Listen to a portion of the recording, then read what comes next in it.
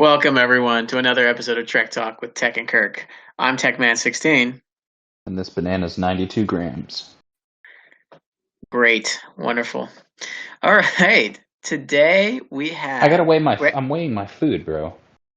I'm sure you are. I'm sure you are. Today we have Rescue Ranger from GTS, Handy from NONA, and RapterPvP from Dark. How are you guys doing today? Excellent. Doing good. Amazing. I'm alive. That's all that matters.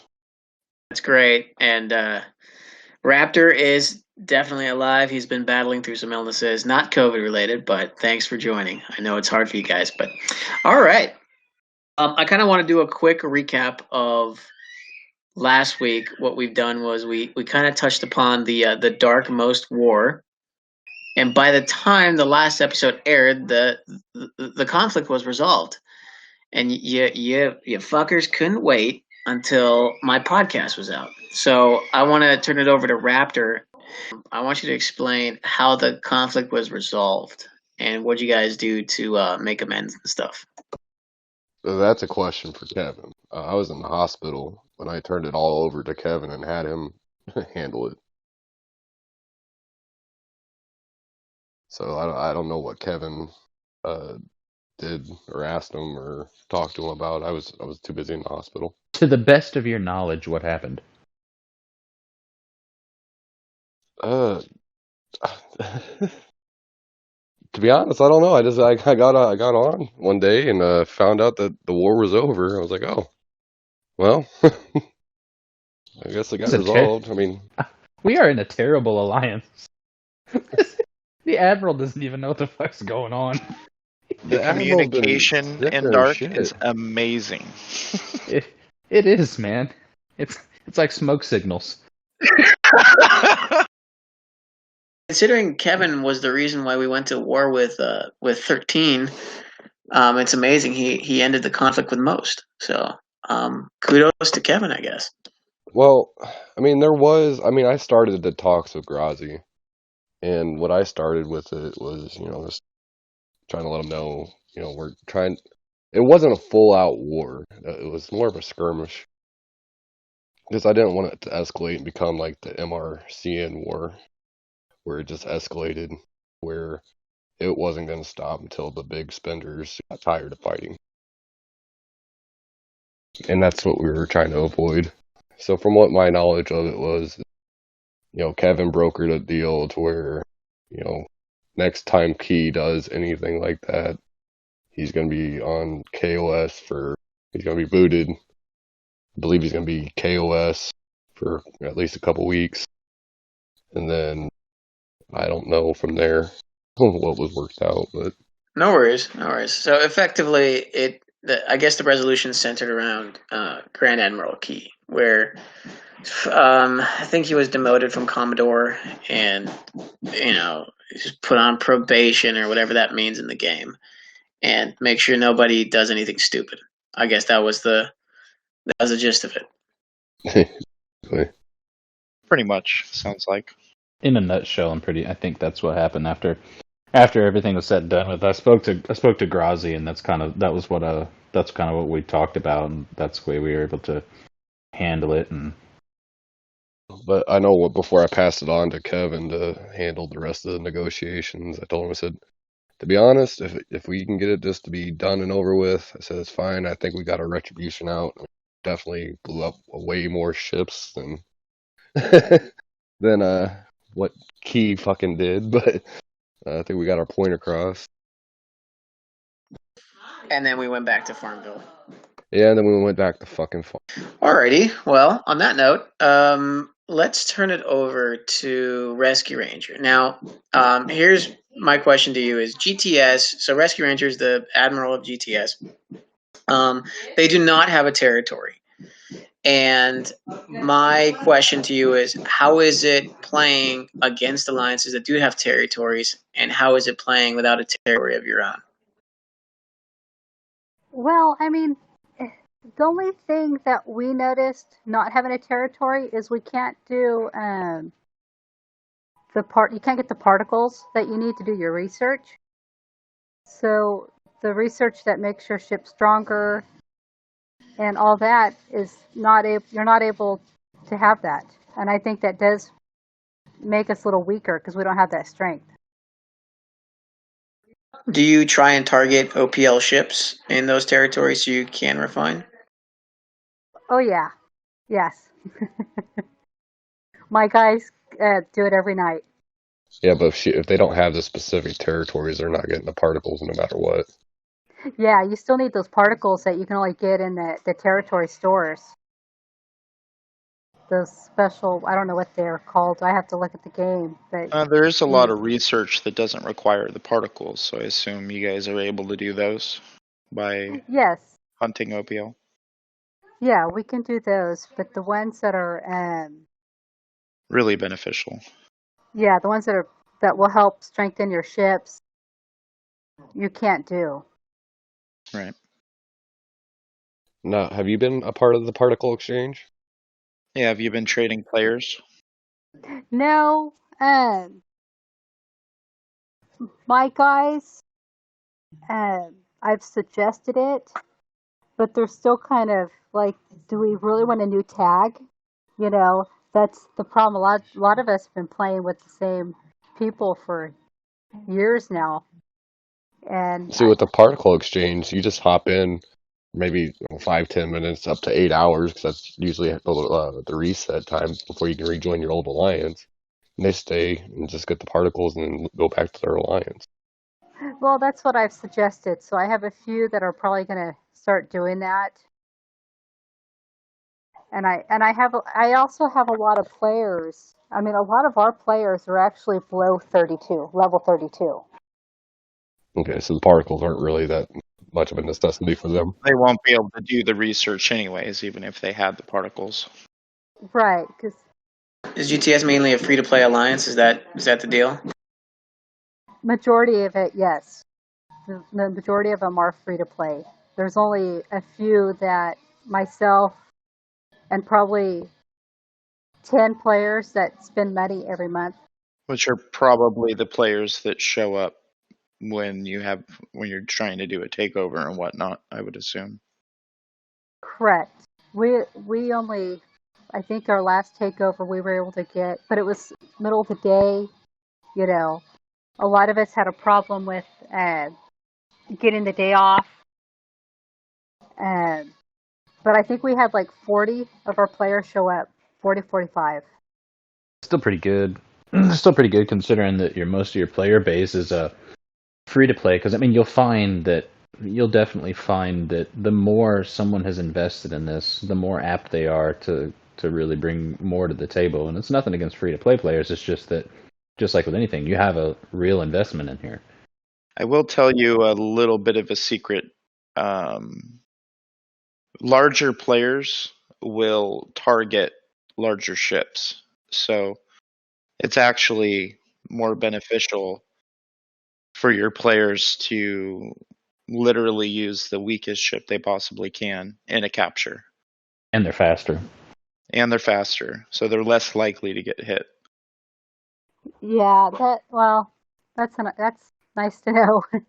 I know, like the last time, because I think we were told to have like level 32 or higher ships that are more maxed out, like the Sally and the Enterprise that you have to put on to nodes sit on and to help nodes, protect. right? Yeah, and really, I think the area we had was like there was only like 12 or 14 nodes on the two systems, and we barely had enough big ships to cover each of those nodes. Yeah. That's This is where I disagree. I don't think it should matter what size your ship is on that node, as long as you're tying that node up. Because Now, at here's the this problem, point, you're though. going against people that have 2-3 million ships. Your Sally's not going to touch it. I mean, Here's the problem, though. I was there, right, in this last takeover they had, and my assigned area was protecting 2 nodes. Wait. So hold on. Wait, Andy. Before you go, what was the takeover? Who was it against? And what system was it? Let me pull up the map real quick. So this last takeover that they attempted was against Rise, and it's a CD. And I was protecting 2 nodes, and I literally had 6 ships. I didn't lose a ship the entire thing, so they were all of sufficient strength. But because of how many people were in there, it was extremely difficult to cover those 2 nodes. Just 2 nodes, my 6 ships couldn't do it. I was targeting people left and right, and I could not stop them from killing them off the nodes. So I would say about 80% of the time at the 2 nodes that in particular I was protecting, there was no ship on it.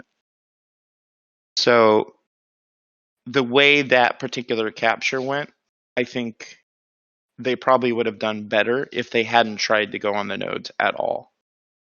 Because as soon as they park on a node, they're a target.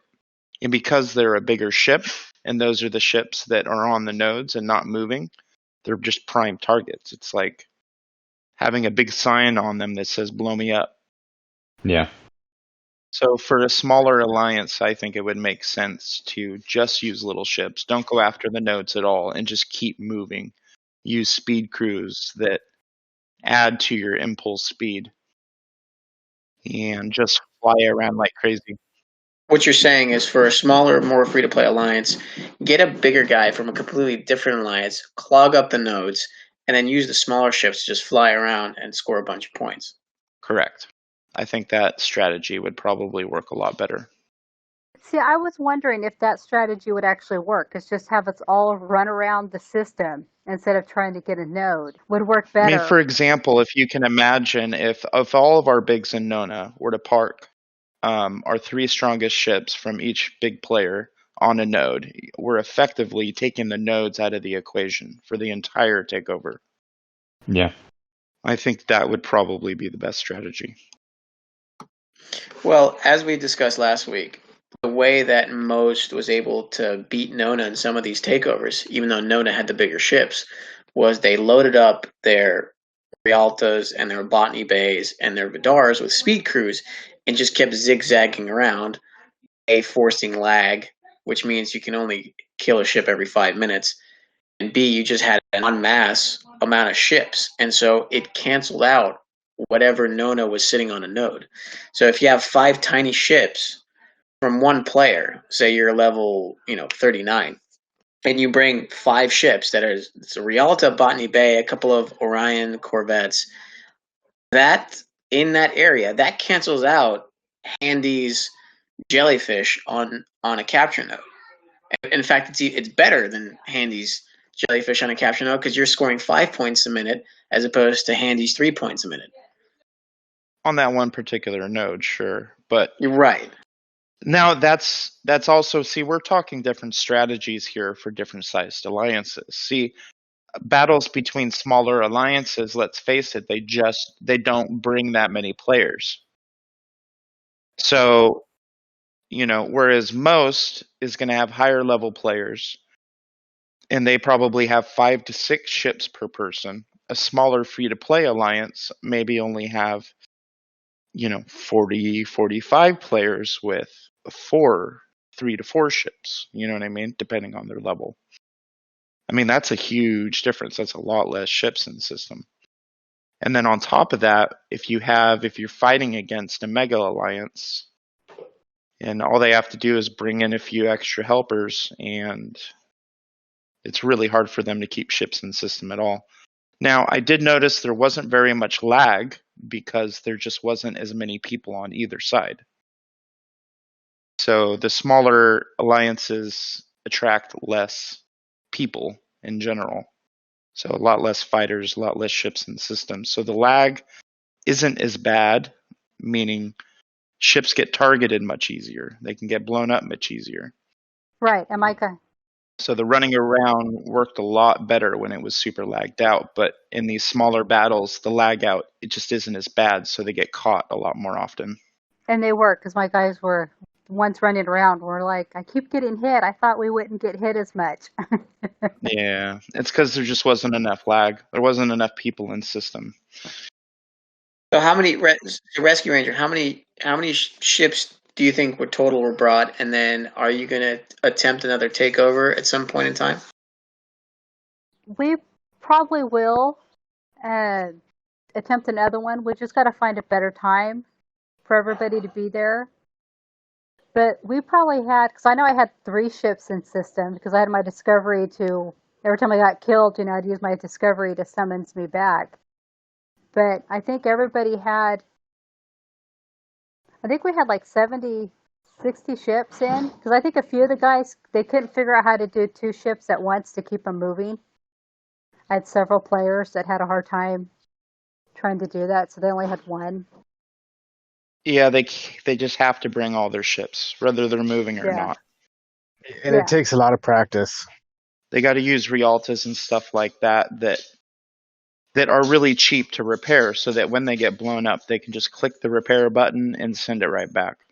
Yeah, and that's If all your players only bring 1 ship, you'll never win. No matter who you are, where you are, they have to bring every single ship every ship slot that they have available. And another aspect of it too is you got to look at what's the largest ship in your alliance power wise ballpark.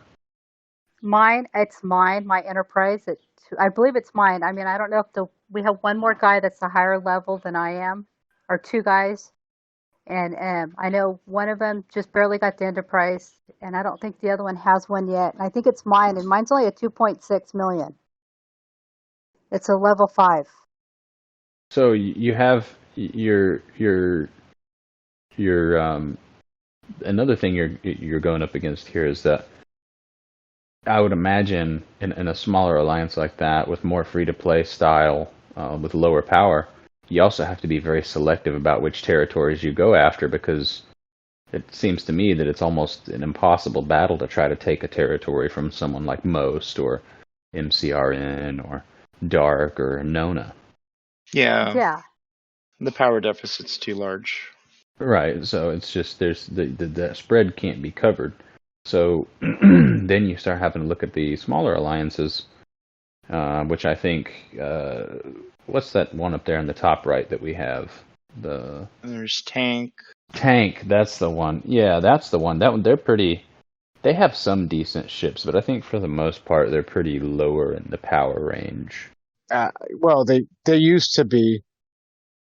But they bring in people for their takeovers, because we went to war with them back in God, when did I become admiral? What, September, October? We went to war with them, and they had no big ships. I mean, they only had a few guys, but they were pretty well our power in ships, and they bring in people. Because they don't have no jellies. They shouldn't. They don't have no levels for that. They just got a few people. And they had, their last takeover, they had 6 jellies. The ISS jellies. Yeah, they brought Post in. Why did you go to war with them? I really don't know what happened, because I wasn't on that day. I just came on, and all of a sudden I was admiral, because they dry hit, one of their guys dry hitted our admiral that was sitting on a, mining. And he was like, "Hey, why'd you dry hit me?" And they went back and forth. And I'm not, like I say, I really don't know. But apparently they were saying it wasn't a dry hit, and we don't care anyways, and screw you. And so he dropped tags and started hitting them. And so we went to war over it. Lasted like 4 days. That's usually how wars start, with a dry hit. Cook, you've so Cook from Dead's here. Cook, you went to war with Dead, and you keep going off with them on their territory. How is it dealing with Tank?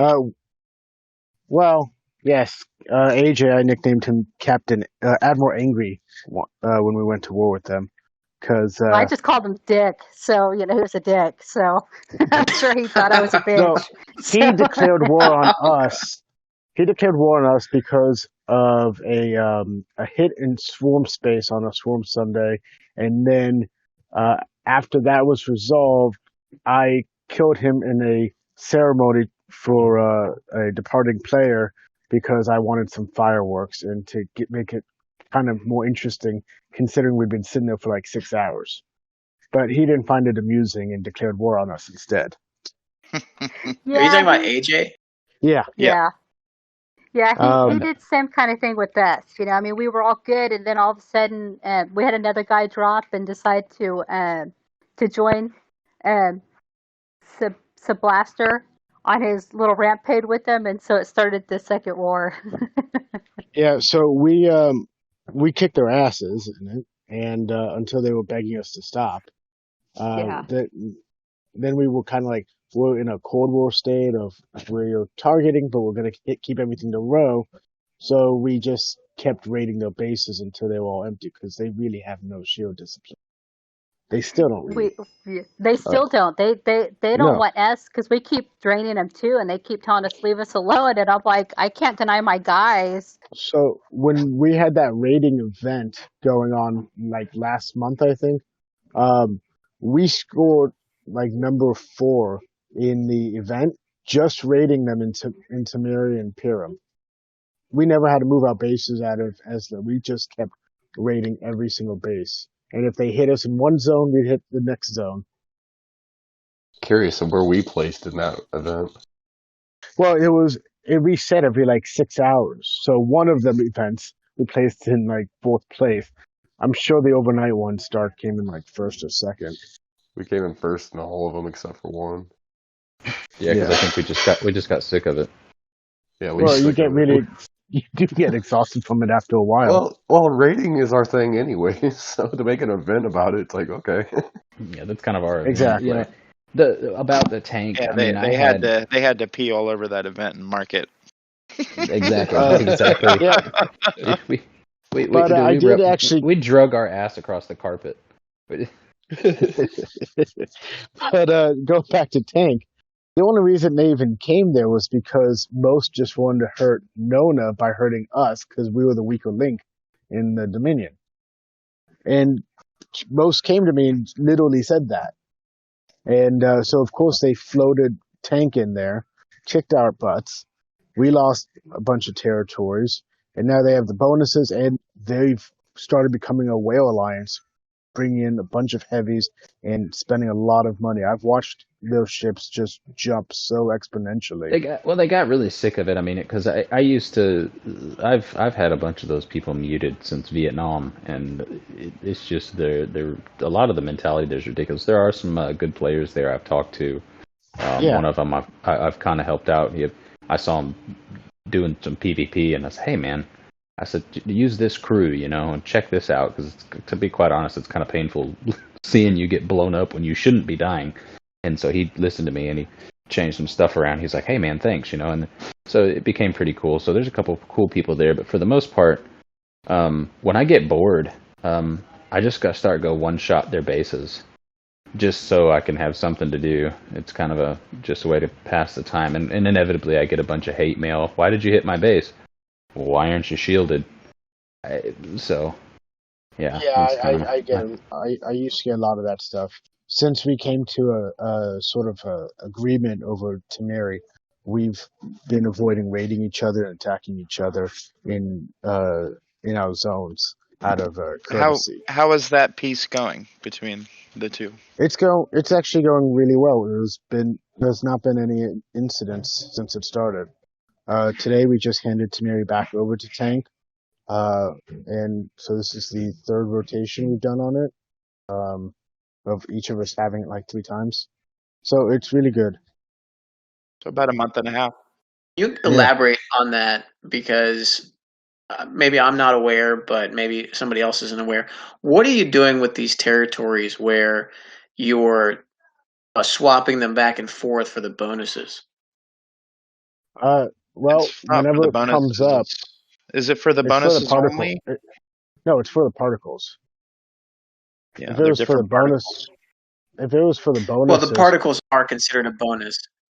No, people would argue that. In our terminology, I would say no. Most people just call them the particles, or the bonuses are the buffs.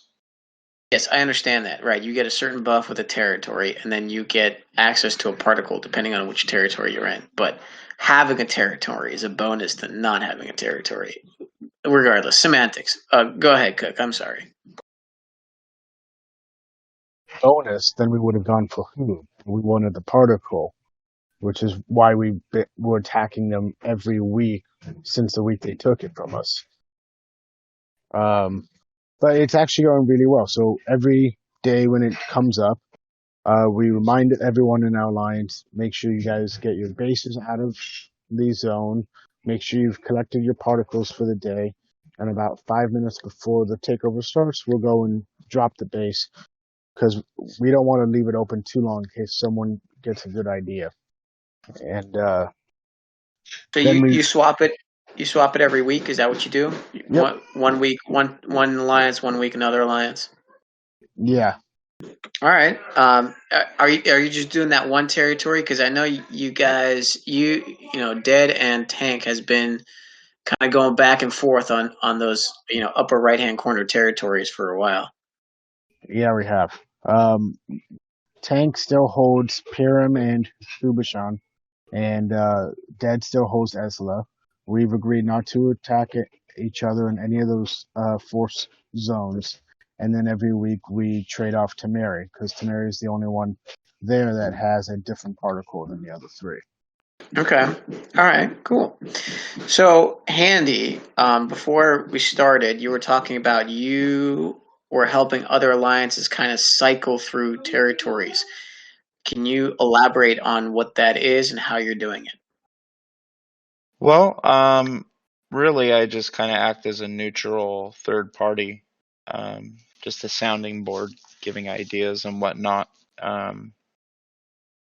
And all the alliances that have been involved have been really successful with it, and have been moving around peacefully. I mean, I broached this subject back before we moved our territory, back when we were, before we had really gone after most territory.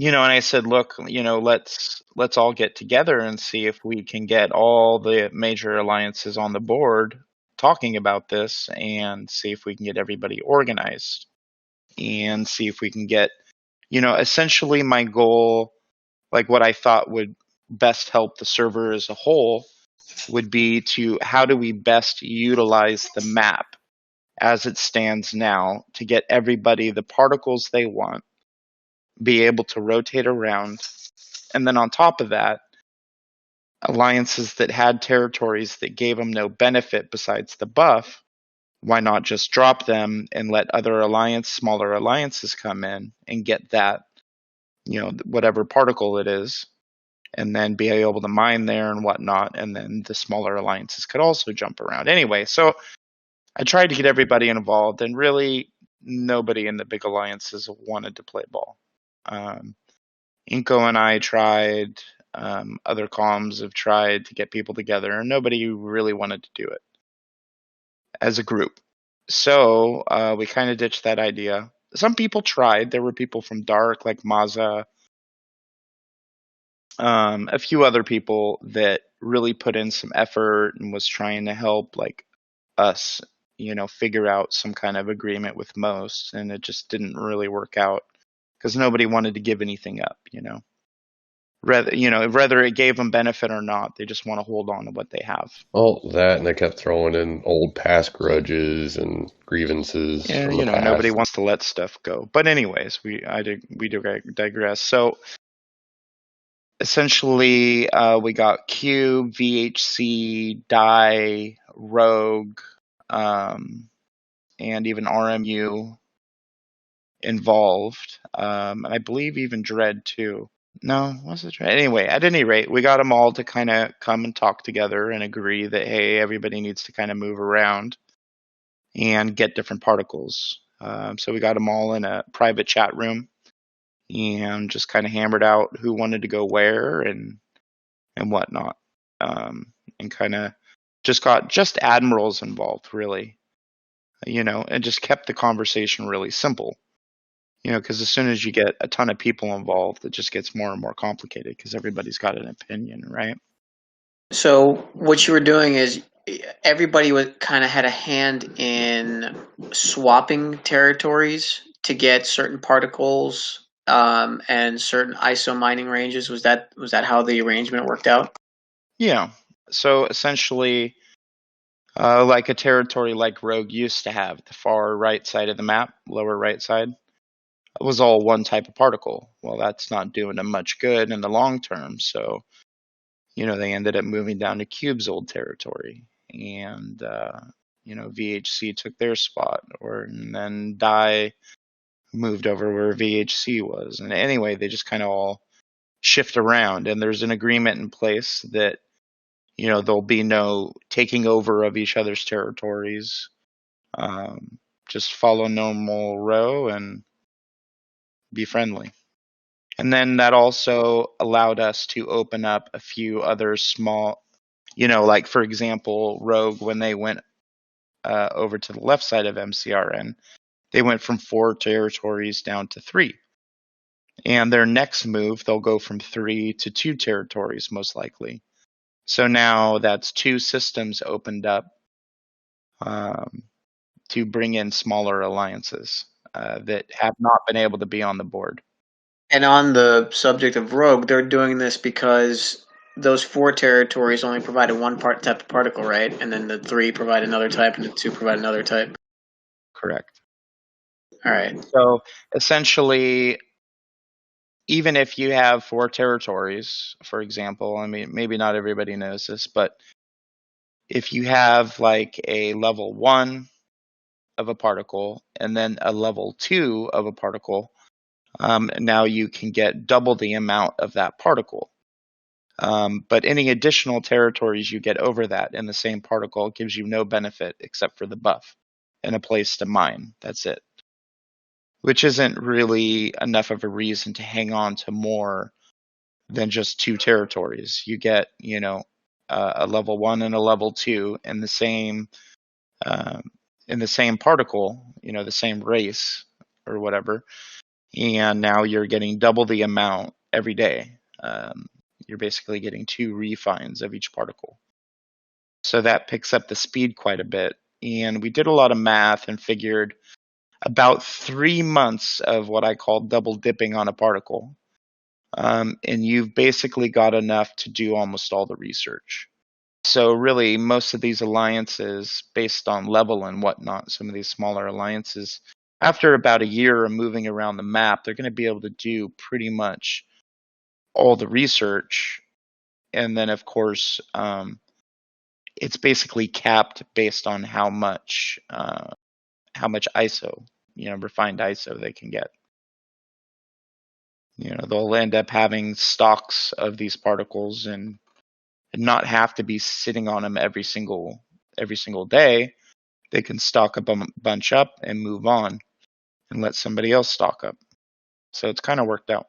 The only issue that I would say that with the particles is just the and you guys, I've been muted for a second. I had to do something, so you may have already said it, but is the level lock on some of that stuff. Like for example, you could max everything out at your level, and then you're going off doing other stuff, and then when you finally level up, it's like, well, damn, now I got more research I got to do now.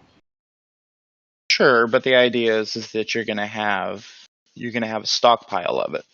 Like if you've been collecting on one particle for 3 months and you're double dipping on it, for example, I mean you should have a ton of it. You should have thousands of it sitting around. Oh, I mean, I do. I have thousands of the stuff sitting around of each one, the Metreon, all 4 of them, and I liked what Inko had to say when it was, when we get to the point where the major alliances, like we're a part of, get what we need, and then we can maybe, move out of the way and let other people have those territories so they can start leveling up and so forth. Right. Or like what I suggested is alliances like Dark, Nona, MCRN, Bold, Most. After about a year and a half of being in territory capture, I mean, we're going to have everything we need. We can drop down to like 2 or 3 territories just to be able to continue, mining ISO and whatnot. Because ISO is going to take longer than that. I mean, it's going to take I want to say I think it's 2 or 3 years if you're not spending any money on it to be able to max all that research out, just refining. And that's if you're max refining. If you're just doing the minimum, I mean, we're talking 6 years till you get all that research done. So it's a long road. So you're still going to need some kind of presence, but you can definitely cut back on the systems that you need to hold on to. One of the biggest reasons that I know I have a bunch of that stuff, the particle stockpiled, is because for almost 2 months, the only thing I was spending isogen on for the most part was jellyfish blueprints. And now that I have it, right? So you haven't been doing the research, right? Because I need to save up 45,000 each week, and then whatever the difference was, I would apply that to the research. But now I'm finding that I have so many particles, but no isogen. So now I'm trying to play catch up on that research. So, and it's by design. You just mine as much ISO as you can and max refine every day, and that's about all you can do. Or spend money on packs. But honestly, even I have not bought those ISO packs. I mean, I spend lots of money on this game, and I just don't see the reason to buy those packs, really. I can wait an extra month or 2 or 4 to do some of this research. Yeah, no, absolutely. It's not absolutely essential. The middle portion is the best part for the ship upgrades, because you don't need particles for that. But that far right research tree is something a little bit different. Well, you still need particles in the middle. So, Rescue Rangers, GTS on this trip of swapping out territories with others, or are you going to wait longer for another attempt at a capture? Well, I'm sorry. Go ahead. It's okay. I've suggested if the guys wanted to, they can go to different alliances and get the particles they need and then come back. But yes, we would like a territory, so we don't have to do that. And I think the entire situation where they had a territory for a few weeks and then lost it is really kind of on NONA's head. In a way, we had started a war with RMU, and somebody from here suggested to them that they could try and take RMU's territory.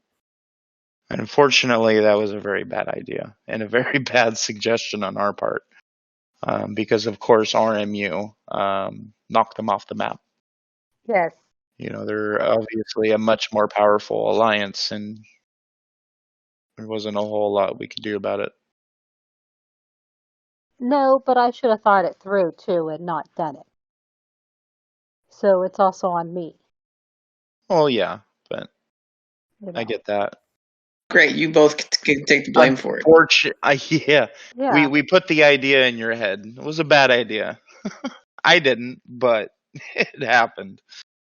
So no, but it's a bummer. It happened, and it's a bummer, and live with the consequences that I did, and so I can't complain too much, because I was like, yeah, even though I knew they were more powerful, and but it was still more. Well, you were new into territory capture, so it was. You probably could have had a chance, or at least been able to defend yourself, if you had more. Your alliance as a whole had more experience in territory capture, because it's a learning curve. I mean, it took us, and we're all pretty serious players here, and it took us, weeks to figure this stuff out, to figure out how it all worked. Everybody. It is. It really is. It's almost like a science. You have to get down just to do it, to get it to work. Pretty much everything in this game is a science. I think the only people that haven't really had to move around was Dark. Yeah, Dark, I think, really is the only alliance that hasn't moved at all. And Bold. I don't think Bold's moved at all. MCRN. I don't think MBD has. MBD as well. I don't think they've moved much either. They were alternating their T3 zone with RMU for a while. And Bold, I think, at one point, weren't they? Or maybe not. No, because Bold had the other one. If That's Tech has any okay. more follow-up questions for the TC, because I have something else that we can move into as well. Well, going back to the issue with GTS and that fight, it was multiple issues. It was the inexperience. It was the short notice. It was the lack of, work of people being on at the time because of the short notice. And just like Rescue Ranger said, finding time for everyone to get on. I mean, that's always been the issue with Dead is everyone's got so many different things going on, and we have a rule number one is real life comes first.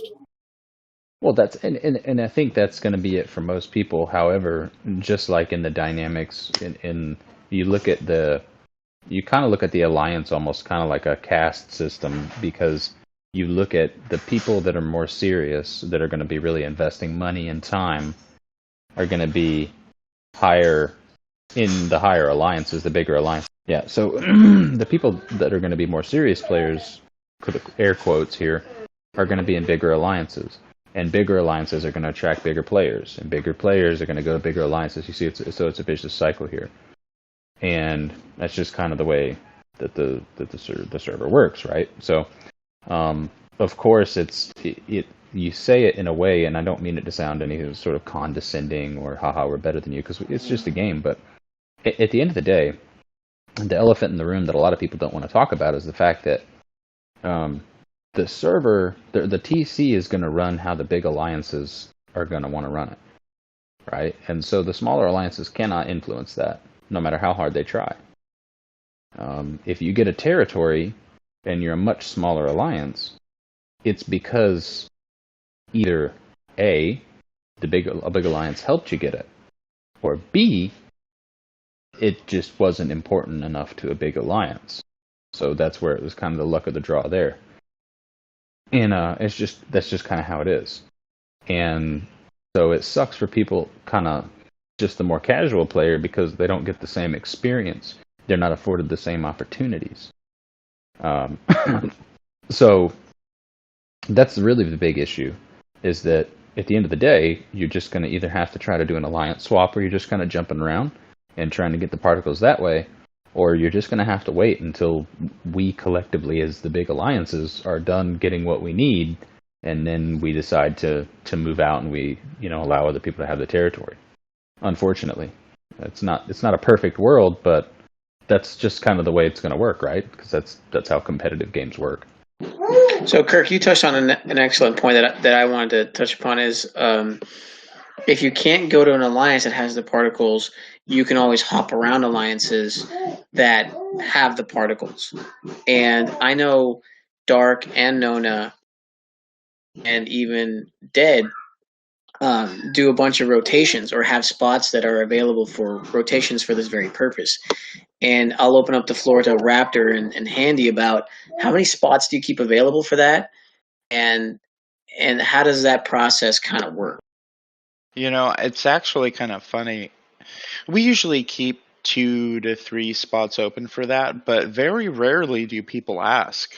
It's almost like, I don't know that people are really as interested as you might think in jumping around, because it's kind of a hassle, right? I mean, there's alliance leaderboard events where you've got collective things going on. People are kind of reluctant to leave their alliance to come take these particles because they don't know what might be coming. Especially every month for 3 weeks, we have a story arc, and every day there's some sort of alliance leaderboard that you're a part of. Right. So I can see how it's really difficult for players. But essentially, if one of our allies asks, one of our capture allies asks, we invite them immediately. No big deal, because we usually keep a spot open. If you need, I don't know who else has it, but I know that we have jellyfish parts. Come and spend your isogen on jellyfish. Unless you're in tank, you don't get a jellyfish. Go away. Yeah, I mean, I don't know if Bold is allowing people in, but they also have access to the jelly I believe. Or no, wait, is it MCRN or is it Bold who has the other jelly It's bold and most. and most? Yeah, Yeah, Bold. and MBD goes into bold a lot for those things. I That know makes they're on a sense. rotation with MBD. Good. Yeah, I mean, people should share. I mean, it's not that big of a deal. Especially a lot of people will, they will donate to the alliance when they come in. Some of them will refine and give you diodes and reactors and stuff, or maybe they'll run a bunch of armadas while they're there for 8 hours, or they'll go in and contribute to the alliance level or something like that. So typically people will kind of kick in and help the alliance out while they're I there. think Rap can kind of attest to that. I think that's kind of what most people do when they jump around, because we get quite a few floaters that jump in to do that, and I think Rap, he can obviously speak better on that, but it seems like that's where we get a lot of that income from. Yeah, we actually get so many that I even myself have a hard time figuring out like who's here temporarily, who's not. And because it doesn't help because everybody seems to change their name a lot here recently. That can be a big problem. But we typically have 2 spots open at all times for particle rotation. Then there's some people that come for particle rotation, and then they stay for 2-3 weeks, and then they jump out, go back to their other alliance. We haven't really talked about a set timeline yet, how long you're allowed to be in.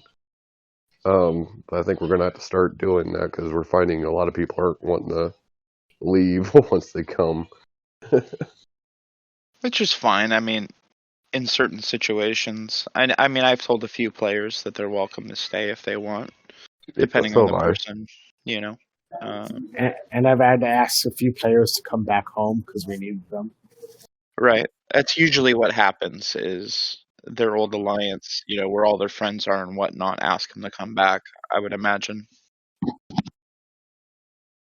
Well, that's always been, I've had a few of them ask, well, how long do we go? I was going to say that's something with, how long do they stay, or how long can they stay? I mean, should they stay, a day, 2 days? That's something else. Yeah, that's gonna be entirely, if you're an alliance that has a bunch of slots and you're cool with them just hanging out, and that's going to be entirely dependent upon that. If you're an alliance that's kind of in high demand, you're probably going to want to be like, hey man, welcome to Walmart, get your shit and get out, because we need you to get out of here to vacate it. Because I know it seems like every day I log in, there's some new name on the board that I've never seen, and then they're gone. See, Dark is a much more desirable place to go than Nona because we don't have the jellyfish blueprints in the store. So I think Dark gets a lot more people in and out than we do. Oh yeah, we get at least 5 or 6 different people a day. Yeah, no, we don't But have the that jellyfish blueprints are not available, if I'm not mistaken, to anybody below 39. So you have to be 39 in order to get the blueprints? Yeah. I know that you have to be 39, and I know that you have to be 39 to be able to purchase the jellyfish packs in the store. But I'm pretty sure it is the same way for the isogen when you trade in your isogen for jellyfish blueprints. Because I was telling somebody else about it, and they were like, "Yeah, I can't do that." I was like, "No, man, it's right there." And they were like, "No, man, I'm not 39." Oh, okay. Shows how much I know. Yeah. It's kind of hard when you're not the right levels. See, I would have thought it would have opened up at 36. I wish it would open up to 36. Side note for people listening, guys, I've just gone through this. I don't care what you heard. Go to 39 as quick as you can. Just do it. Go there, sit there, and then get what you need. Okay, so don't listen to the other people when they say, I'm trying to do that. Get there. I'm trying to do that because I want the extra dock. So there's many benefits to being level 39. The whole game is designed to be level 39. Yeah, I mean, you get Literally. the benefit of being able to do stuff in dark space, which you get that at 38. But you get once you get to 39, a lot more stuff opens up to you. You can then build the jellyfish. You can get the jellyfish blueprints from the certain alliance stores and so forth. The rewards are better. Yeah, the rewards are better. So just all of you guys that are camping out, I'm going to sit at 35 until I max out my enterprise. All right, buddy. Well, the game's going to leave you behind. And you're going to be spending way more money and way more time because your rewards are nowhere near what they could be. So just go to 39 and sit there and play catch up. And that's what you need to do. This has been a public service announcement. Thank you. Don't ridiculously break the bank to do that, though. Just a warning. Don't mortgage your house or your kid's college fund to go to 39. Just don't do that. Well, it's They can learn everything they need to know on a street corner. I did start working on 38 operations a few days ago. Thank you, Quagmire. and it's like 50 days or something to get to that. So you have to use up your speed ups. Oh, that's nothing. That's where you do a helps tour. Like I'm planning on doing one where you just go to a bunch of alliances, get all the helps you can get, and that'll take down the time exponentially every single time you go. There is a lot of research in the new territory capture. Any research you have throughout the tree that gives you any kind of efficiency, it should be your number one goal. So the very first thing you do anytime you level up is go through all of your research and make sure that you upgrade anything having to do with efficiency, whether it's ship parts or mats or Mats. any efficiency. Mats. A lot of you people right now listening are sitting on, you think you have a lot. You're like, I got 500-600 million tritanium. I have 1 billion tritanium. I can tell you right now that once you get up to like 40, that's nothing. It's almost nothing. So make sure you're working on efficiency. Ship parts, you definitely need to work on that. Gas, or all that stuff. Here's a question for you. Just worry about PvP. About 3 months ago, Rev had a video talking about these new protons that they're working on for you to do that, to get the 7-day chest, get 4 of those, and then you get the 30-day chest. And a bunch of people have been sitting on their loyalty chests waiting for months for that to come out. What do you think? Should people keep waiting, or should they just go ahead and do the 30-day chest goals? I mean, if you don't need the resources, Do you need anything from it? If yes, then get it. If Well, not, you probably need the mats. I'm sure everyone needs the mats. maybe. yeah, I mean, I would probably see. Here's the thing: if it's not officially coming from Scopely, you can't put too much credit in it. Now, Revdeuce True. is not an official Scopely content creator. He's just not. So he Not may anymore. have some inside info, but Then you get that review. that doesn't mean anything he puts out is 100%. Until Scopely puts it out in some kind of an announcement, you just can't count on it for sure. I think it was because it was on the newer servers. That's why he thought it would be coming to the older ones. And historically, they try things on newer servers and never release it on others. So they have different content for different servers. I know that. They do. I mean, look at for example. I have a screenshot. I'll post it up in the Galaxy chat and server and the official server 34 Discord as soon as I can find it. But I have a screenshot of the shipbuilding queue, and someone's building a G4 common ship. What is that? We don't know because we don't have it in our server. But it's a screenshot and it's legitimate. All right, so this has also been confirmed by one of our good friends and content creators who's been around since quite literally the beginning, since before anybody else was able to play it, other than those that were in Ireland and I think Romania. Was it, Tech? Pretty sure it was Romania. Go check out his channel. So yeah, I mean, just because something happens on one server doesn't mean it's going to happen on the other. I mean, look at some of the newer servers. You look at their packs, and it's half the mats for the same price. So, and they say it has crazy. Well, what they say is that it has to do with the age of the server, and as the server progresses, they'll become more efficient. But still, why is my $100 worth more than someone else's $100? Well, it's all about the progression, right? So typically the middle of the pack, as far as level, is the most efficient place to be. If you're in the front, you're paying a premium early to get there early. If you're in the bottom of the pack, you're just being left in the dust. If you're somewhere in the middle, the game is basically designed for you, because as we keep noticing, more research comes out for efficiency. Like, this is research I didn't have when I went from level 42 to 48. I didn't have any of that, so I paid a lot more resources to get there Even than anybody else will now. jellyfish. Some of you guys that had the jellyfish early on, I mean, the only way you could have gotten it was from epic chests and doing the auctions. But now look at me.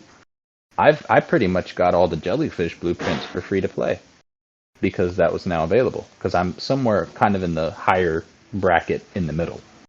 And so, yeah, absolutely.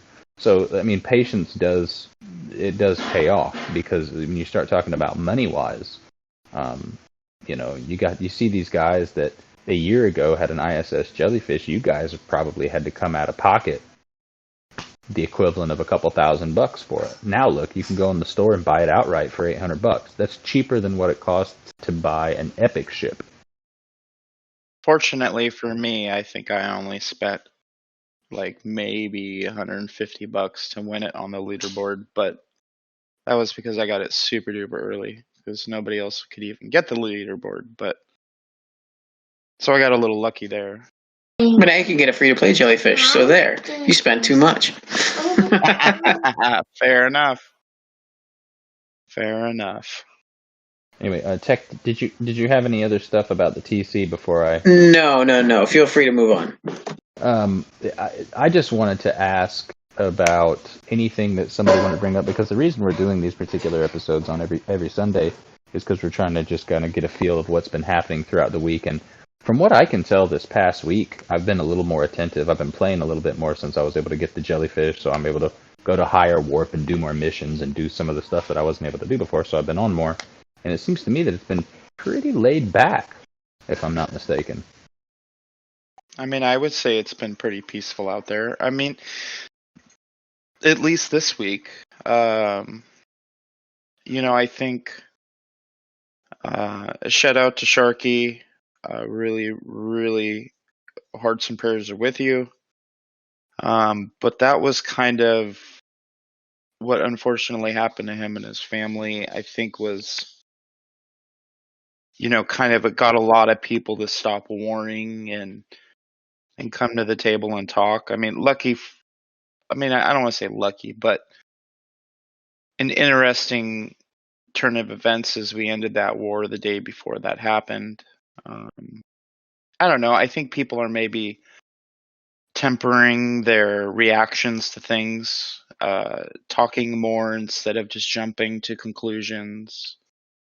I think it's a really good thing. Well, yeah, that war between Most and Dark, it was not like a typical Dark war. We didn't go full bore just blowing everything up. We actually, you know, made little kind of rules of, you know, all right, we'll hit this, we'll leave this alone.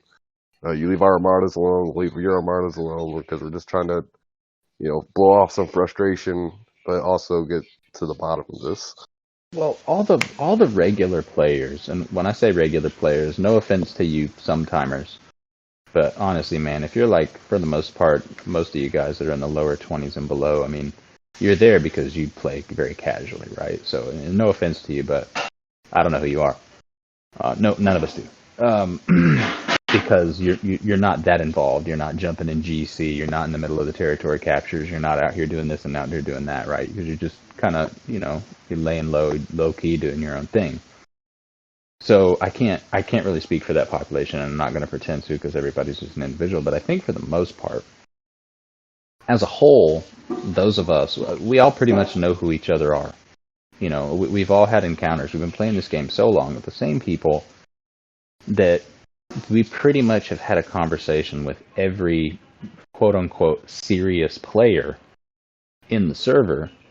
So I think maybe, in my mind, and some of the other people I've talked to, that, you know, eventually we're going to have to learn to really kind of tolerate at least one another, because our server is getting smaller and smaller.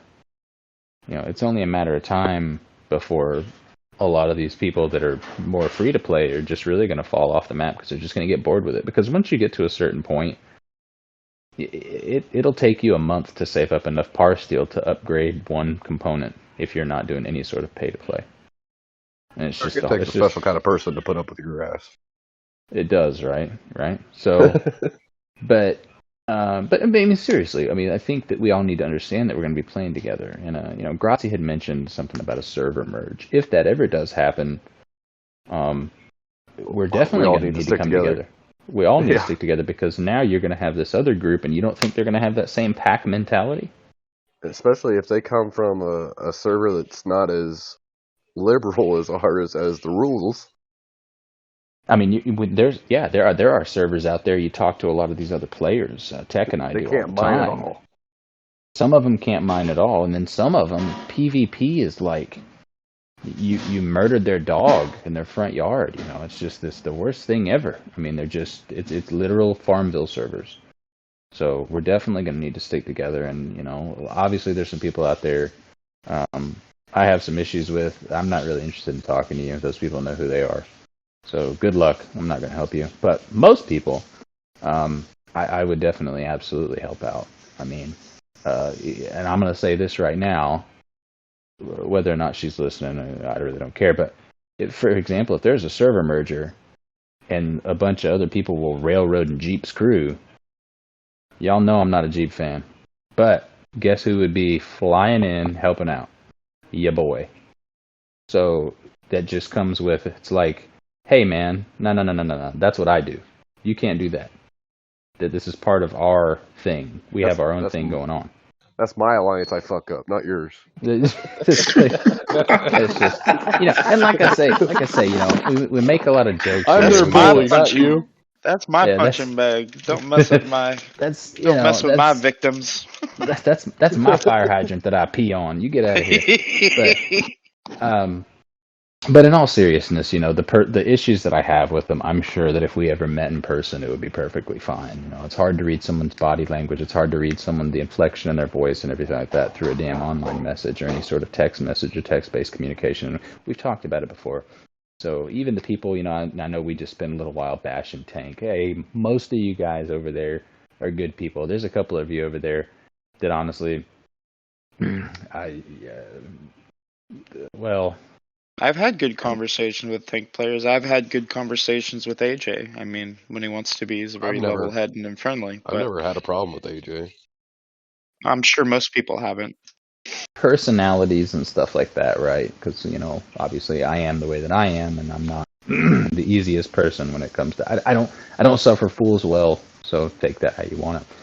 But I do think that we need to continue on the path of trying to get everybody to play together. I mean, we're going to fight each other.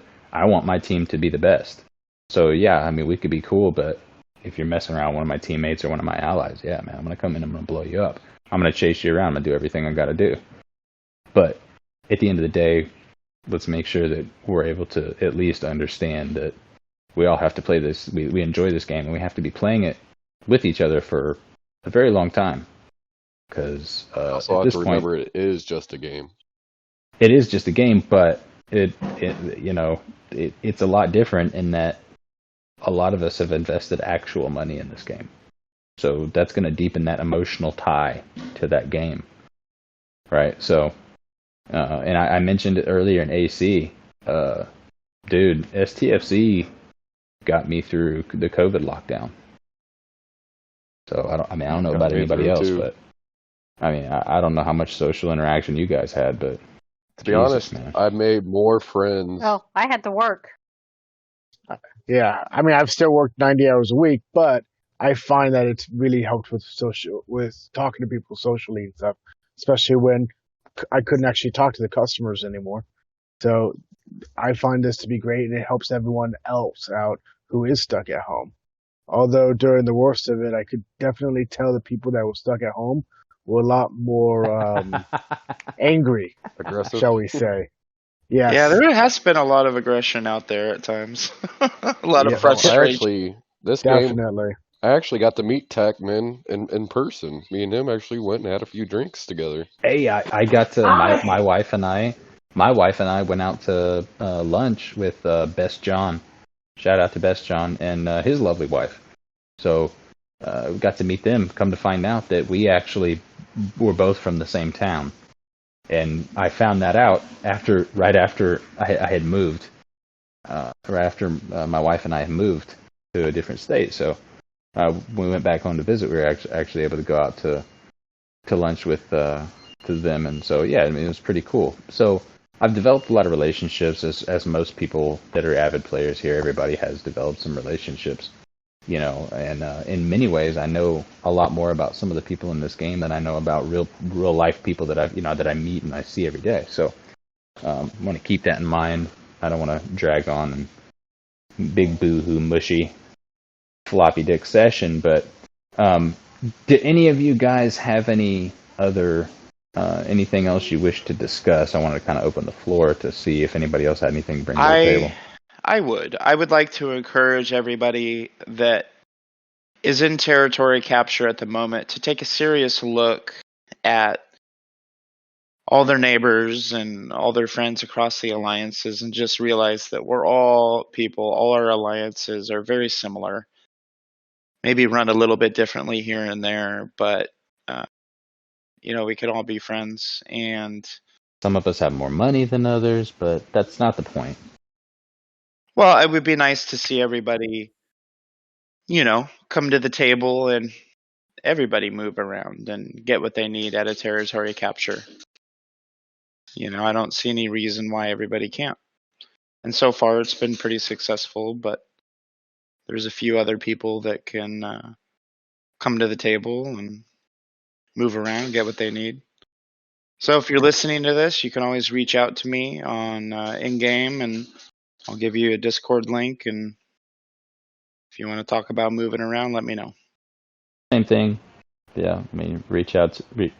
Particle exchange. Anybody wants to come and get particles from us, you're more than welcome to hit us up. We'll let you in. Come on through. We got jelly blueprints. That's very tempting.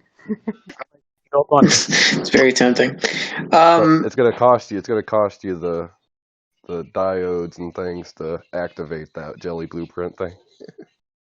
Well, you can come to NONA for free. No, I'm kidding.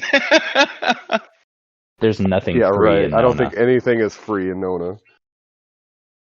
The water costs money. Yeah. I think what we're trying to say is that don't let Scopely win. We can figure out a way to make a micro economy for ourselves within the game where we don't have to blow up our wallets because we don't want Scopely to win. Apparently, my podcast partner is Che Guevara. I'm not that communist. Don't let me in with that. Anyways, I wanted to get everybody's opinion on this latest arc.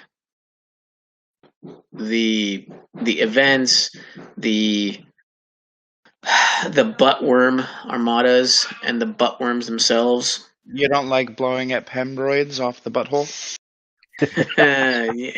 Yeah. Yeah, it's not that type of gun that you use. Oh, okay. But load the tubes with preparation H and fire. There you go. Preparation H. A through G failed. That's why we got to name it H. Operation Ass Cream. So the last arc, these ticketed events. I thought the ticket events, while in principle that you had to pay for them, was kind of screwed up. At least the rewards that they gave you was actually decent rewards.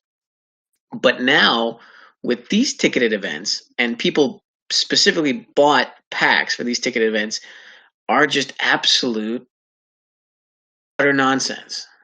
And it is so very disappointing to see, while it's still, some of these rewards are still behind a paywall. It's now you not only have a paywall, but you have a paywall within a paywall with these these buttworm armada, and I wanted to get your guys' opinion on the arc so far and the rewards and everything associated with it. Well, I'll go ahead and jump in there because I'm gonna have to cut my time a little bit short, but I'll go ahead and jump in there and give my opinion. I think that I like the arcs, these arcs, because they're the original series. It's my favorite series. I like the fact that I can actually have Kirk, Uhura, and Sulu on the bridge. And the fact that you can actually have Chekhov in this game. I think it's really awesome. I do like that. The idea behind that. The event store is the event store. It never changes. It's all, there's nothing ever really profound that they offer there. But overall, I think with the ticketed events when they first came out, I mean, they were almost impossible to complete. That first day was just ridiculous. I think I had to spend so many mats to get the research one complete, but I think once they reformatted everything, they seem to be quite a bit easier now. They've made events easier to complete, supposedly, but I don't know. My favorite thing is the invisible bullets. Those are excellent. Oh, yeah. Where I upgraded my ship to the blue bullets and nothing happens. Yeah. They hit it out of the park with that one. Congrats, Scopely. Thank you very much for a flawless launch. Still haven't fixed it. Yeah, I'm very disappointed in this arc. I'm very disappointed. I am too. I mean, those ship skins are not exactly what we were asking for. I think it's kind of cool, except you just turned a battleship into an interceptor and an interceptor into a battleship. But hey, I guess that's their way of giving us the original series ships. I kind of think this is a way for them to just kind of launch an idea and see what we like. In theory, I really like what they're doing, actually, but the execution is wrong. All the skins are awful. I feel like they kind of rushed it out, and they should have waited until it was done. But if they continue on with it and do like the next generation, and or a Deep Space Nine in the future, and we get to have Quark, and so have a skin from each one being able to go on the epic ship. If I can make my base look like Deep Space Nine, I will be tickled pink. That would be amazing. They do That'd a be Deep Space awesome. Nine. They better fucking make the Defiant. Well, if what they could do is continue on with the same idea, because obviously the way the bullets look, it doesn't change anything. There's no bonus, but the ship skins do offer you additional bonuses when fighting hostiles. If they could do that throughout, like you say, they come out with the Next Generation and Deep Space Nine and all this stuff, where each ship skin has kind of a different ability, I think that would be cool, because you could reskin your ship to the Enterprise D for PvP, but now I'm going to do hostiles. I'm going to go back and reskin it to the original series Enterprise, and I think that would kind of be a cool aspect if they could continue on that path. Now, whether or not they're going to do it, they have a bad habit of starting shit and not finishing it. Yeah, they really do. So what's going to end up happening is if everybody has a really bad reaction and complains too much to Scopely, they're going to ditch the idea altogether, and we're not going to get anything. They'll just move on to something else. But we'll see what happens. I'm not really into it. I don't care for these Doomsday things. These, I really don't like it. I mean, The butt worms? Yeah, I don't really like them. I think they look cool. The worms they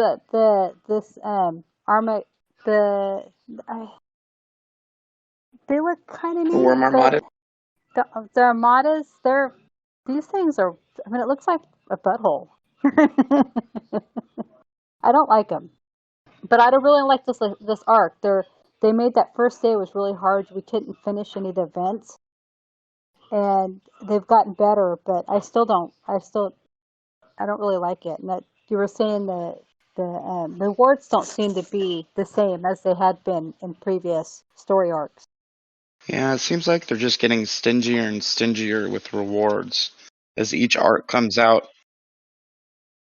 I guess to put it into perspective, the worms are it's from the Doomsday Machine in the original Star Trek episode with Commodore Matt Decker, and this thing was supposed to be highly impervious, and obviously Kirk found a way to destroy it. That's why they're called the Doomsday Worms or whatever they're called. Yeah, the rewards really, really annoy me because you could get some real resources from these events, and buying these tickets would be worth it. Except, what really really annoyed me was, I didn't purchase any of these packs because I'm against these ticketed events, but whatever, they're here to stay.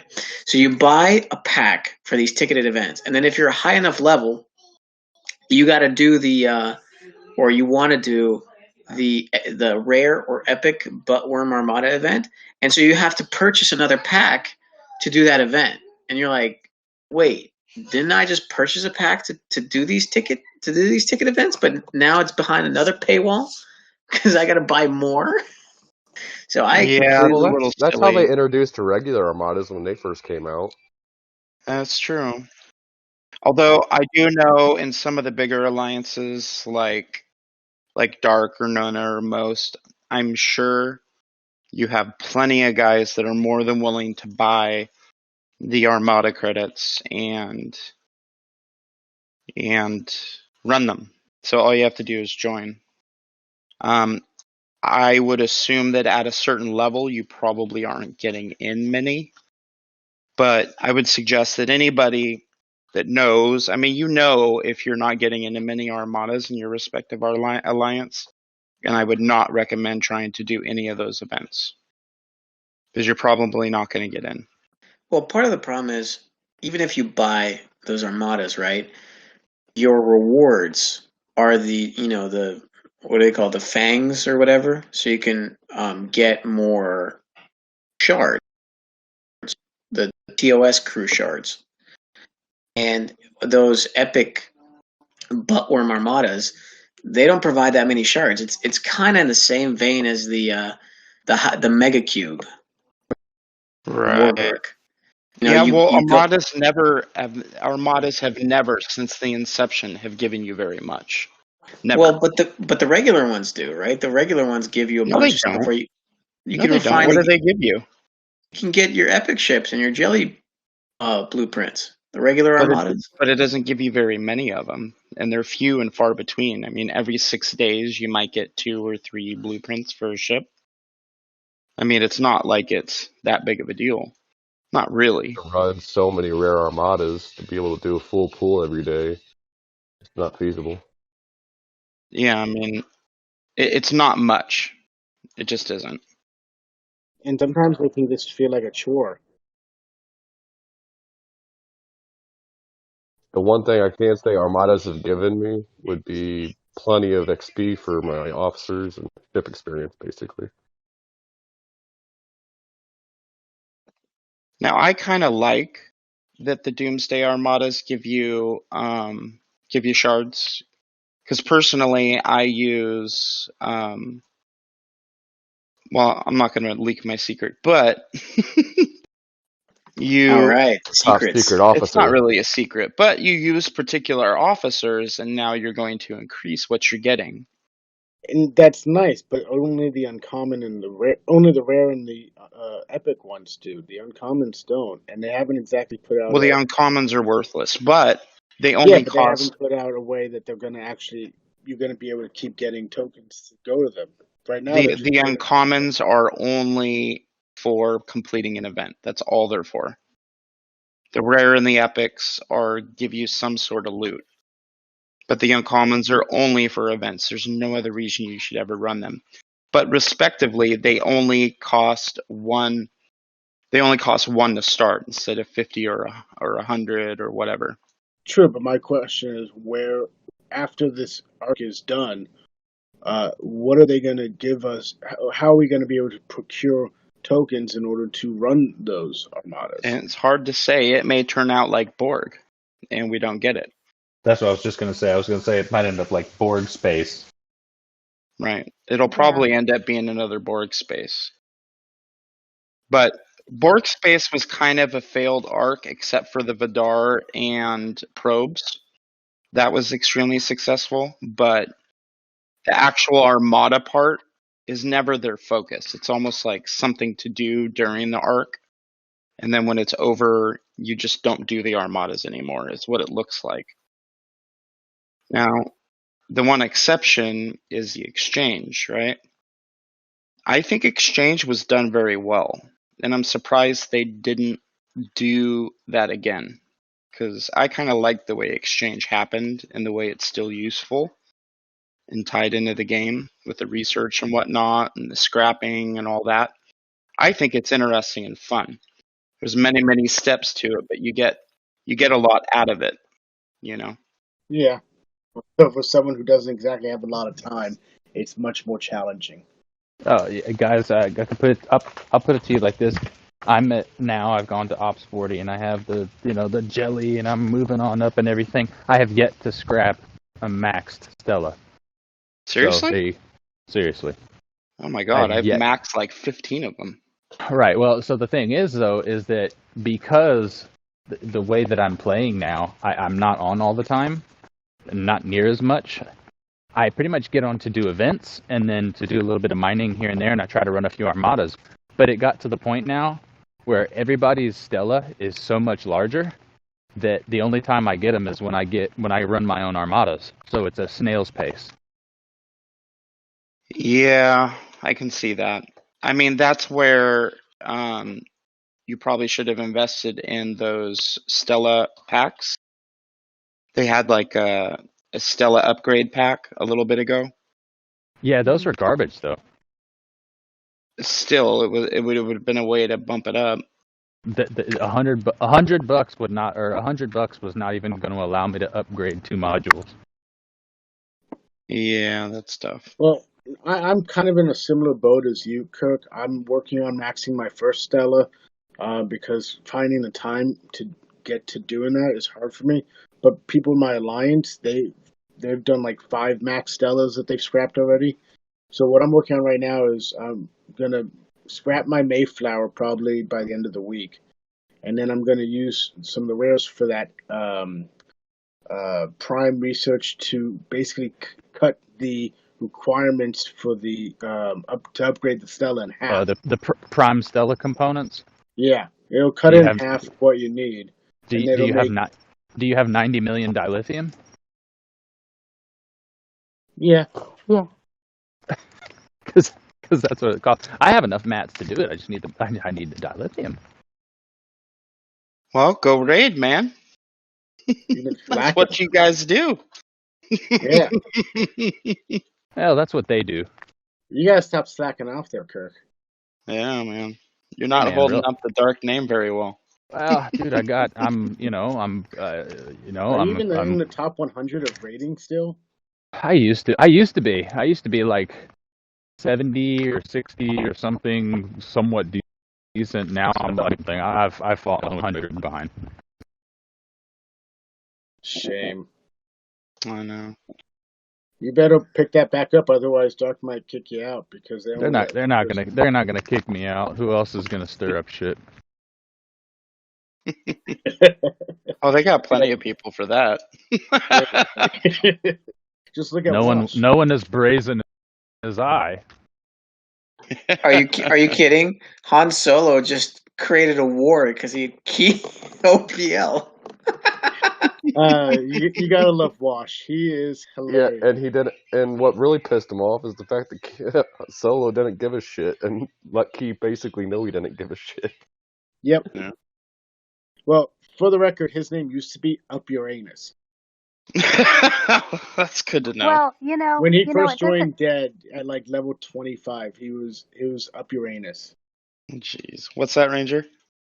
I'll say it doesn't take much to piss off Keys over in Most, because he tried to go after us the other day, telling me he was gonna come after our alliance and take us all down because one of my guys got him OPL. Oh, same just story. Let you know, Grazi's not putting up with that shit no more, so just let him know. I did. I said you need to tell him what what that means. I mean, he's a level whatever level he is. I said level I don't 50, know what level bro. he is. Yeah, and I'm like, you should know what you should know what OPL means. Usually I only explain that to level Well, 20s. he feels that since he spent so much money to become level 50, he should be untouchable. Oh, that's what he told my guy. I actually have a screenshot where he was telling my guy that that it, all us little people should not be attacking these higher level people because we I should can't not be okay, they believe doing do that. he We attack. said should that. not be allowed to do that. That's Yeah, it's basically ridiculous. Come saying on, that. Key, man. All you're doing is making yourself a bigger target, buddy. And Yeah, secondly, so just so because now. you spent more money does not make you special, man. Come on. I Well, it's just amazing that what a did you guy with a say, nut Handy? full Did of you just brains. say I can't wait to catch Key OPL? No, but All you gotta do is just go there at night, and he'll be OPL. Because my guy goes through Well, there all the time.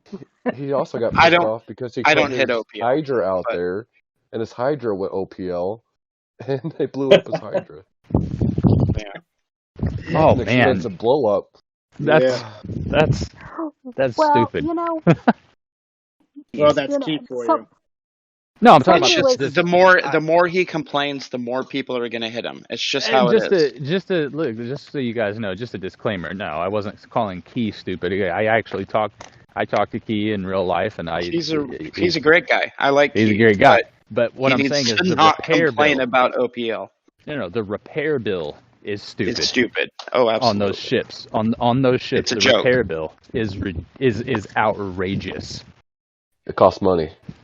It's it, I it, think it what it's like 150 million titanium for a repair or something. Yeah, yeah.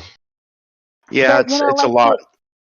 like they say, and because I also play the Eve Online game, and if you can't afford it, then don't fly it. Yep. You can't That's a afford very to good lose it, point. don't fly it. That's And why I don't fly it. Well, there's a reason why you'll see people even like Handy, and you'll see a lot of other guys that are in bigger accounts. What's the number one PvP and grinding ships they use? They're all maxed out epic ships. It's for a reason. Yeah. Well, I don't You can use do those everything. ships anymore, but You can do almost anything in the game with those ships. yeah, you really can. The Yeah, 3-star ships. I only use the 3-star miners, but for grinding now, I only use 4-star ships. well, yeah, you're at a level where you kind of have to have that power, Right. But to put it in perspective, I can't even use the jelly anymore. well, speaking of which, I mean, to put it in perspective, I have the jelly now. Mine's 4 point something million or whatever, something kind of decent or whatever. But, I can kill just a little bit more with the jelly than I can with my auger that's like 3.5 million. However, Yeah, there's a jelly, sweet spot for those jellies. however, that jelly also costs 3 million tritanium and like a couple 100,000 dilithium, whereas my auger costs less than 600,000 or 500,000 tritanium and like 30 or 40,000 dilithium. So it's a cost-effective thing. Oh yeah, much more so cost effective. So don't use your Hydra mine ISO, especially 3-star ISO, is what you're saying. Or just Well, build. yeah, absolutely. I mean, you should not. I mean, I would only use a 4-star ship up in deep space. It's just the only place I would use it. And then get mad that you got caught over 100K OPL. But yeah, Yeah, I mean, Handy, you even said yourself right now, you're what, 48, 49? 49. Yeah. 49. When's the last time you used the G4 mining ship? About 8 or 9 months ago. Exactly. Right. So once you max out your miners, your G3 miners, and here's another thing, people, I can use my miners in dark space to mine G4 materials, and my highest miner's a tier 5. Why? Because I have summon on my discovery. So there's another thing to think about. If you don't have summoning, get it, because you can save a lot of resources not having to get your miners. Eventually you're going to want to max them out, but it'll allow you some breathing room. Oh yeah, I love that summoning. I just got my disco to warp 51. I'm almost at warp 53. It's so nice. I will say the summons is nice. Yeah, it's probably the best thing they added to the game to date. Oh yeah. I mean, hands down, that's the most useful thing in the game. Oh yeah, I popped my Is that all 3 freaking ships, disco? and when they added all those new mining officers too, I now Mhm. get mining nodes in Warp 51 space every night for all 3 maps. Get all that mining done overnight. I don't have to worry about it. 90% of the time, I'm still alive in the morning. Facts. Well, I find going to the Warp 55, going to the Warp 55 areas to mine, I don't usually get. I usually don't get killed at night, even if I'm zeroed or anything. I'll go OPL. I'll get up to, I think my max with T'Pring is like 100k OPL. I'll get up to 150, 160, and nobody touches me. It'll be zeroed for hours. Yeah. And that's 4-star mats, right? No, that's just G3 mats. G what? G3? It's just G3 mats. G4 mats, the only time I ever mine it is when I need to do dailies. Oh, okay. I'm surprised with G3 mats. You're still not getting hit. No, you go I guess way out. it's because everybody has, or all the big alliances have pretty much all the G3 nodes that are now in territory space. I think a lot of people don't even venture out. So, I mean, they've added a lot of mining territory. So they've effectively eliminated a lot of competition for those nodes. Exactly, and it's a good addition. And I mean, now, if you're ever short on mats and you don't have time to mine, just sit there with your coffee and jump around to a few TCs early in the morning. I guarantee you'll get what you need to mine that day, or to refine. Yep, you will. Hit them OPL. All right, guys. I was thinking if you guys got any final thoughts on territories or the arc before we wrap up. I think I'm good. I have nothing. I'm good, buddy. I think we covered everything, man. I have a question. Shoot. So this is the last for the TOS. So what do we think is going to be next? Is it going to be animated series, TOS movies, so we can get old Kirk, or are we going to go to Next Generation? You probably end up getting Next Generation. I don't know. We already have 3 Kirks. How many more can they give us? I think Next Generation is probably it. So we'll probably see Picard and. I don't think so. I think we're going to stick with the TOS movies. I think there's going to be I think there's going to be an Admiral Kirk, and I think there's going to be an old Spock. And that is really disappointing. That is. It's so disappointing. Well, they have to look long term, so that's why I'm saying maybe they'll even do the animated. So you have animated Kirk, then old Kirk. I want to fly a Borg ship. What they should really do is there's a huge imbalance between morale officers, the burning crew, and the hull breach crew, and they really should rebalance. I mean, they did that with Lorca and Georgiou. They rebalanced the burning and the hull breach with those characters to be with morale. Now they upped the morale with super over the top powerful TOS characters. That only And now work on they explorers. now they should rebalance it with more arcs featuring the different races. That would really elongate, the long game before they get to the Next Generation. But I don't think they will. I think they'll just pile on more Kirks. So you'll have like 4 epic Kirks on a ship. That would be so boring. They can't do Kirk again. Well, the thing is, though, guys, is somebody else, I think, Cook, I think you mentioned it too, you're talking about longevity. They've already set a precedent. When I first started playing this game, story arcs were not a thing, right? And then they came out with them, and it was like, you'd have a few, and then they came out with a few. Now, every month, there's a new, at least part of an arc, right? There's a new arc every month. And so they've already set a precedent. So now, you look at long term, and if that's what they should be doing, because this is a huge cash cow for them, long term, it would make sense to milk it as much as possible, because that's probably Scopely's motto, right? Well, apparently they're milking all the players as much as they possibly can. Well, that's the thing. I mean, you got guys that are that are actually spending real money to get an avatar. So I mean, not me. No. So, I can't believe um, that. and I was, last I checked, I was second place in the jellyfish refit leaderboard, just because I've had a bunch of stuff to upgrade on my jelly and the base and all that stuff. So, but yeah, I think that for me, it's a double-edged sword, because would I like to see new content? Yes, but I'm also a huge fanboy of the original series, so I'm always open for them to do any more stuff with the original series. Well, I mean, you need to bring in the original series Klingons. They I would probably like. will. I mean, there's three main races, right? So maybe they'll start releasing. They'll do another arc for Romulan, and then another arc for Klingon. Maybe, I don't know. That would be nice. Be cool if they just add a whole Everything new in this race with a new game territory. scopely favors the Federation. Absolutely. Although, I if mean, they but think did, about it. How much more can this game support? I mean, look at all the stuff we have to do already every day. Yeah, I mean, it's I've a got to chore. mine mycelium. I've got to mine data. I've got to mine ISO. I've got to go kill Borg probes. I've got, you know what I mean? yeah. And on top of all that, I got to go grind to go be able to get the next ship. You know, like it's a lot. Oh yeah, definitely. So your options are either ignore parts of it and you don't progress in those areas. Well, that's kind of like why Kirk and I fell behind on Outlaw stuff. That's me on the Outlaw.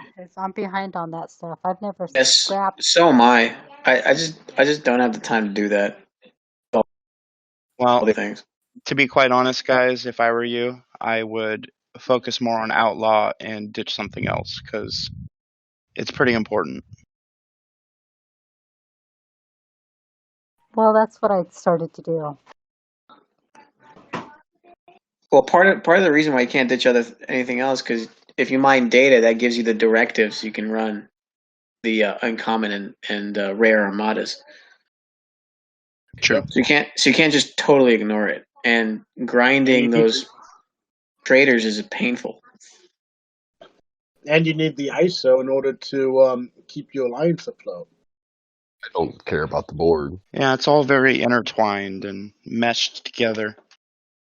It's almost like they want you to buy packs. See, I don't worry about the board. And in some ways, road kind of is the only thing you can ignore at times. Sometimes. Yeah, I get that. All right, gang. I think this has been fun. Rescue Ranger from GTS, Handy from Nona, Cook from Dead, and Raptor from Dark. Thanks very much for joining me today. I think this has been fun. You guys are all invited to come next Sunday. We'll invite more people, and then we'll have some more things to talk about. Sounds good. Thanks for having us. Thanks. Thanks Same for having bad us. time, same bad place. There you go. Same Scopely time, same Scopely place. All right, guys. Thank you so much again. This has been Trek Talk with Tech and Kirk. I'm TechMan16. And I'm the one who pays Chef to dry hit you. And we'll see you guys next time.